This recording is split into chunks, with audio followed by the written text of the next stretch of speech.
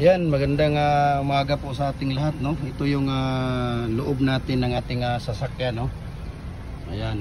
So napaka-fresh po siya, no. Parang brand new pa din siya. So binibenta po natin ito dahil mag-upgrade po ako actually. 5 years po itong nakatambay, no. Pinapaandar lang siya araw-araw, no. Dahil nung nag-abroad pa tayo at pandemic, so ngayon lang talaga ito nagagamit siya. So 2018 model ito. Ayan. So ito yung pinaka loob niya, no. PM nyo lang ako, no, sa mga gustong ayan, makikita ninyo talagang napaka napaka-fresh talaga, no. Tingnan niyo yung loob. Ayan, kahit yung mga nasa bubong niya talagang makikita ninyo. Ayan, talagang napakalinis po, no.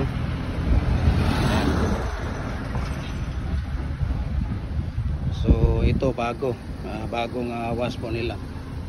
Ayan. So makikita ninyo yan dyan, no. Ayan.